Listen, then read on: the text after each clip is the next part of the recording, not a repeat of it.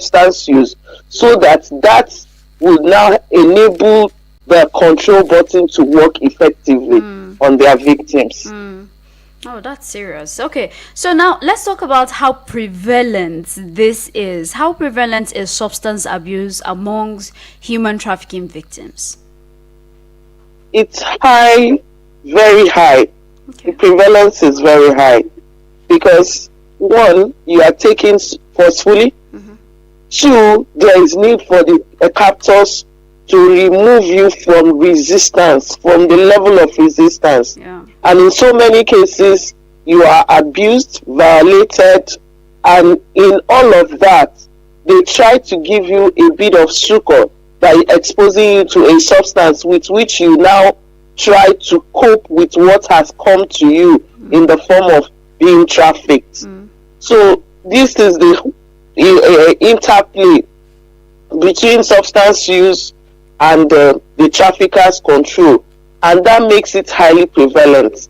And there is rarely any situation where one is trafficked that the person doesn't end up being exposed to the use of one substance or the other.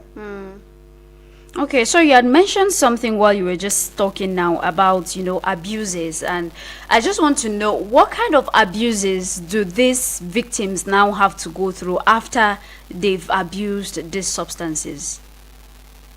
Okay, the abuses that happen with these survivors of human trafficking or victims of human trafficking is one.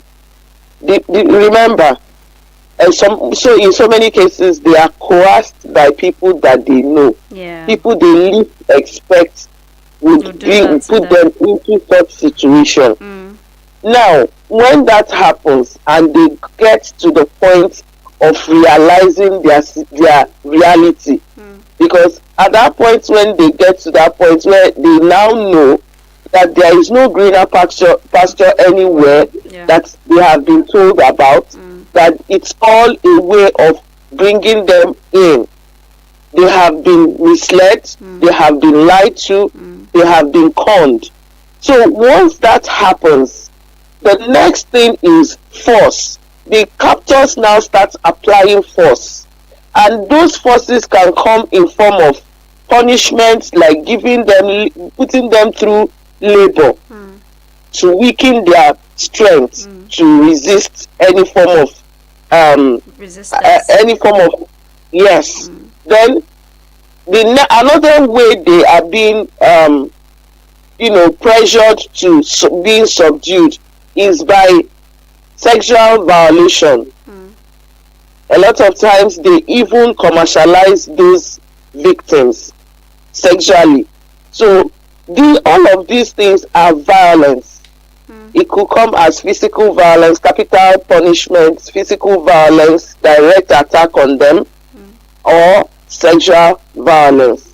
And all of this violence comes with one trauma or the other. Surely. And when that has happened, the captors, because they are very smart and manipulative, they always move in with something that looks like a succor, which always is just a way for them to cope with what has befallen them. Oh, yes. And most cases, those things they move in with are substance. Either they introduce them to use of alcohol, or they introduce them to the use of some drugs that can be classified as painkillers, which in the course of time, the victims get used to these drugs and begin to depend on it for them to be able to cope with what has befallen them.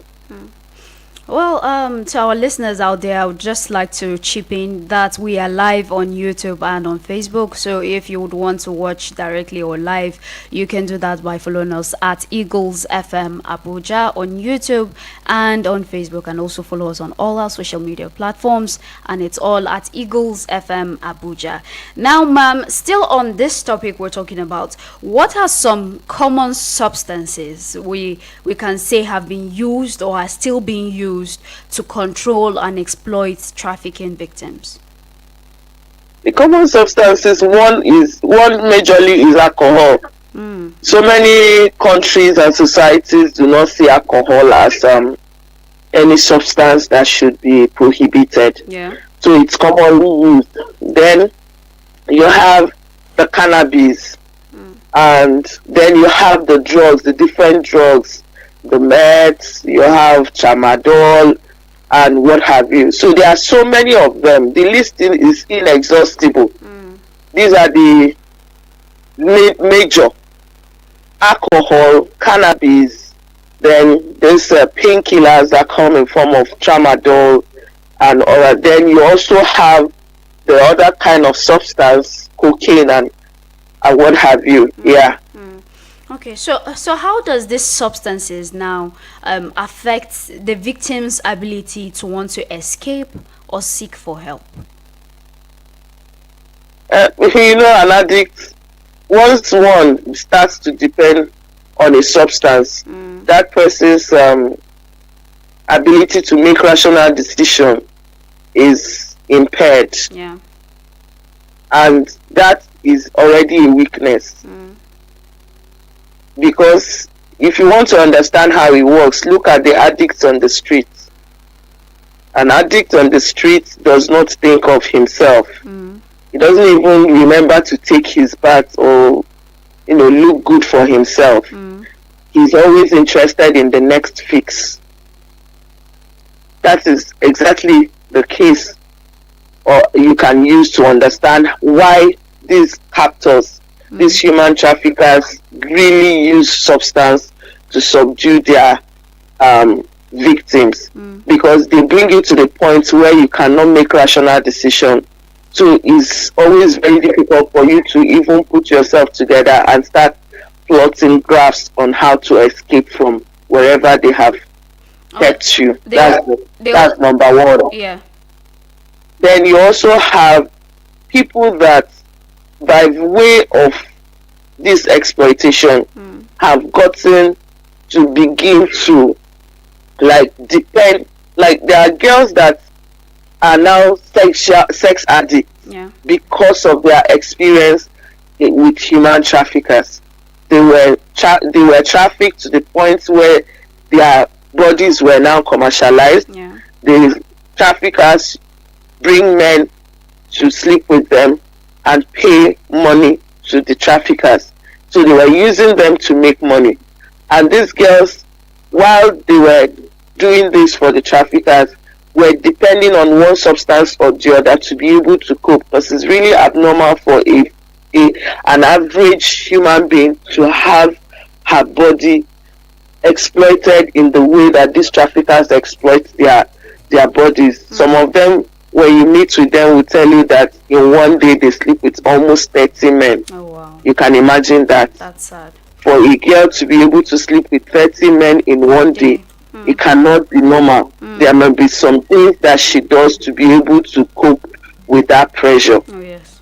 And when that gets to a point where she begins to kind of accept that this has become her reality, she looks for things that will make her cope with the pressure. And most times they are dependent on substance. Their coping mechanism is always substance use. And when this happens, you find out that they gradually also end up becoming sex addicts. So the days they don't have a man coming to them, it feels like they are not living. There's something wrong. And you will not blame them, because the body is like that. When you expose the body to a particular routine, it gets used to it, and it's always looking forward to engaging in that routine. And when it doesn't engage, it starts feeling weird, and that weirdness results into one form of sickness or the other. That's always the case. So in this whole analysis, you will realize that it's difficult separating drugs and sex, and it's also difficult separating torture and substance use for coping, to be able to cope with the pain. All right. Thank you so much, ma'am, for all these things you're saying, because you're opening up our eyes to a lot of things that a lot of people might take for granted. Usually, if you would ask people how does human trafficking relates to maybe drugs and substances, they might not see the connection. But now we're seeing that it is something that it's every day. It's something that is around. These are substances you can find on the streets, and then they feed them to these victims and take them to a land of no return. And most times they have to go through some form of torture. And now that you're Yeah. saying this, is also stirring up a lot of empathy from our side, towards victims. That sometimes when we see people do things under, or do certain things, we know that they are under some form of influence. This is not just them acting on their own will. Take for example the sex traffickers now that you've those who are like into sex commercialization and all of that. Most times people are quick to just look at them and think it's something easy, something they do willingly, but we're not seeing that sometimes they could be under some form of influences that are affecting Yeah. or resulting to these actions. So now that you've mentioned all of this now, what are some common challenges you would say these victims face when they're trying to break free from this circle, especially now that we know that there's substance, there is drugs, there's alcohol and all of this involved? Okay.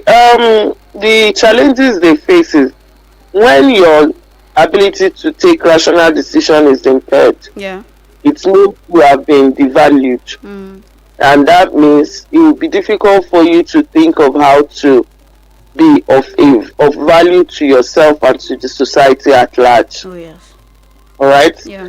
So they always have issues of being empowered because chance meeting with some survivors of human trafficking. In fact, the very bizarre thing is that a lot of them, even when they are,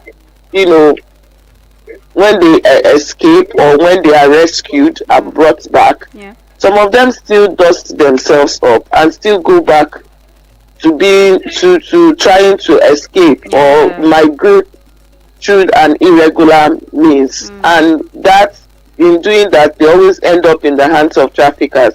And you ask them, why did you have to go back after all that you suffered the first time?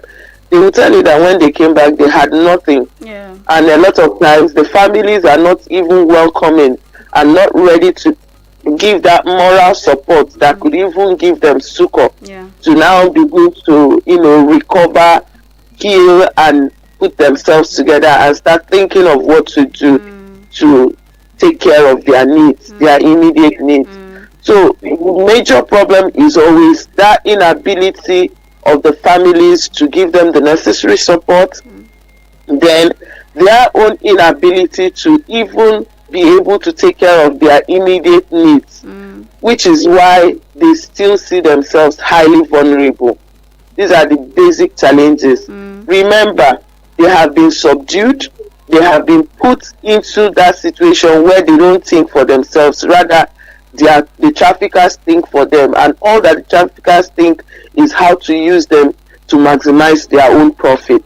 And in using them, when they finally come out of the hands of the traffickers, either by being rescued or escaping, they have issues that they deal with, which is the issue of addiction, the issue of trauma, because going through the kind of torture they have gone through, they are traumatized, and a lot of times they are depressed. In being depressed, sometimes you find out that a lot of other mental health issues set in, things like being depending on the genetic combination of the person. There are some people that when you expose them to substance use, there are a lot of hidden mental issues that if they never came in contact with that substance, they would never ever have to deal with such. But once they are exposed to substance use, those issues come up. One is schizophrenia, another is anxiety disorder. So all of these things, depending on the person involved, becomes a problem. So you have them battling with their mental health, you have them battling with ability for their families to even give them the needed support. so that they can recover and heal. And that leaves them at the point where they are highly vulnerable and unable to attend to their immediate needs. Okay, so So you the last okay. the last major challenge has always been financial challenge, Yeah. which is even the first reason why they got into the hands of the traffickers. Yeah. Okay, so you mentioned something about, families not giving support now. So I would like us to talk about that, how people now, families, society, how can we help these victims when they are out from, captivity, and then they are probably being fed with certain substances. How can we help them to detach? Mm. Okay, that's why I like what Mikat is doing. Mikat is doing a lot of awareness, Yeah. trying to let people understand what human trafficking is all about and how to identify signs of a possible trafficker, and also helping in rehabilitating the girls when they are rescued and brought back, and also helping to reunite them with their families and give them seamless reintegration back into the society. Yeah. These are the measures that everyone needs to understand and adopt. First of all, they are battered, they are devalued, and so a lot of things is happening within their minds, and their mental health is not in good place. Yeah. So there is need for us to continue to talk about this thing called human trafficking. There is also need for us to continue to engage with families that have people that are victims of human trafficking, to understand that the people your person, your loved one has been through a lot, and you don't have to relate with him or her the usual way you would have related with a normal person who has not been exposed to such hurt. There is need for so much love to be shown to this person. There is need for you to morally encourage this person, make this person understand that being through what you have been through is not the end of life. There is still hope. As long as you are alive and you are back to us, that means you have another chance at life. And so you don't have to beat yourself up too hard for what you have been through. Instead, use them to move forward and become accomplished. You understand? Yes, ma'am. So, a lot of times, the best you can do for your loved one is this encouragement. It's not even too much money. It's just reassuring the person and letting the person understand that whatever it must have been that you have been through, that a lot can still be achieved as long as you are alive. That's really important, and thank you for. Hello? Hello, ma'am. Do we still have you? Okay. We lost our call. Let's see if we can get her back. We just have a few more minutes, and she has basically touched on a lot of things that we had really wanted this program to be about today, and that is to mainly inform us about the role of substance abuse when it comes to human trafficking, and how we can also lend our voices. And before the call went off, she was touching on how families now can really support and help victims to be able to reintegrate back into the society, because it's usually not so easy, and like we've pointed out, sometimes they have to deal with a lot of withdrawal, and it's not usually easy on them. Hello, ma'am, do we have you back? Yes. Oh. Sorry, I guess the network. Yes, so apologies. All right, ma'am. So now let's just talk about what are some things we can do to prevent substance abuse and addiction from being used as a tool for human trafficking. Is there anything we can do to prevent it? The human traffickers, are they thinking in that direction? All they Okay. are thinking about is how to maximize profit. Yeah. And if using substance will help them do that, they do not care. These are people that they don't care about their fellow human being. Yeah. and you don't expect them to really be that empathetic towards human beings and understanding that substance use is very wrong Mm. and all of that, because for starters what they are doing is wrong. Yeah. Forcing someone to come over to a place that there is some good job waiting, and at the end of the day the person gets there and is being exploited is a wrong business Very from true. the word go. So how do you now tell such person that substance use is not something he should use when he's looking at it as something that is helping him to control his uh, his victims? So mainly, I was also thinking if we can look at it from the direction of maybe governments or legislation or things that can be put in place, to see how we can curb the flow of drugs and these substances. Well, from the government, I think government has a lot to do with addressing the issue from the root, which is trying to identify the masterminds behind human trafficking. They are our fellow human beings. They are always in our midst. They always attend functions. They are always doing charity.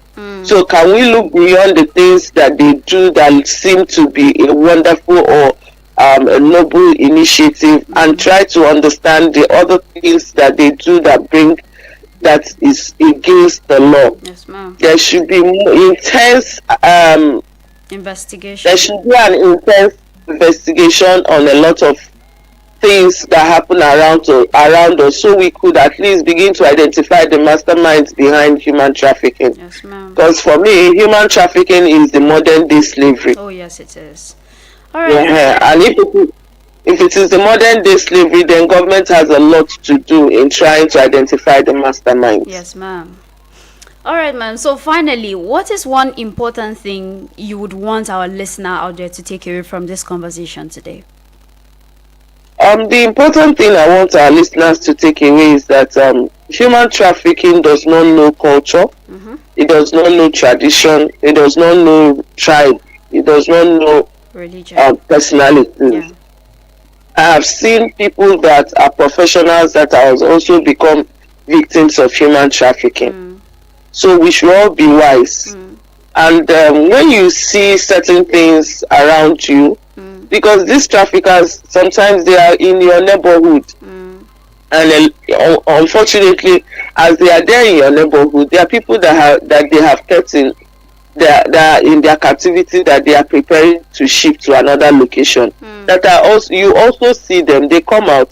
But one thing is, we do not really pay attention to understand that there is something going on. So I would advise that people should please be paying attention to the people they see around them. Oh, yes. When you see some things that looks like a red flag, someone cannot talk freely to people, is always trying to keep to himself, and there's always someone who is trying to monitor that person's movements, I think you should call the authorities. We have NAPTIP, we have the other law enforcement agencies that can come in to address and find out what exactly is going on. Yeah. So that should be done. Then for families that have victims of human trafficking, or rather survivors of human trafficking, they have been through a lot. You don't need to give them more troubles. All they need from you is love. Give them that love, help them to recover. It wasn't their fault that they wanted a better life and they got trapped in a human trafficking circle. So because of that, you should forgive them for making the mistake of being trapped. Maybe they are being over ambitious is what got them there, but I mean, they just try to take their chances, and this is what came out of it. So they just need your love and support. Yes, ma'am. And encouragement. That will go a long way.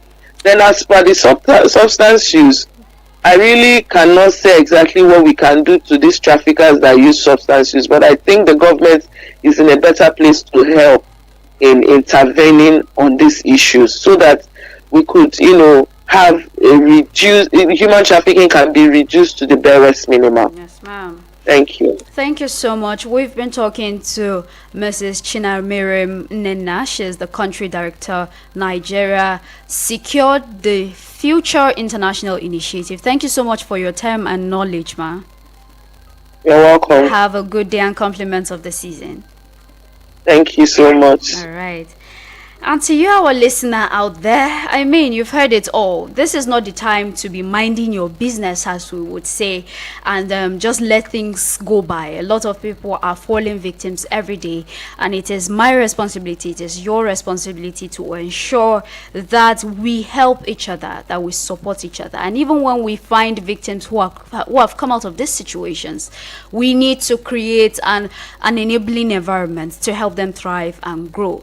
Now, this is MICAT helpline. In case you have anything and you'd want to call, if you need help, if you know someone that needs help, please do not hesitate to call 091 3359 1611. That is 091 3359 1611. You can save this number, and just in case it might come in handy next time. This is I Wish I Knew radio program, brought to you by the Media Coalition of an awareness to halt human trafficking, in collaboration with NAPTIP and sponsored by the Danish Embassy. My name is Delta Joan, and I want to say thank you to all those who listened, and I hope we're able to learn one or two from today's program. Until we come your way again next week, same time by 10 to 10:30, I Wish I Knew radio program to talk about human trafficking and how you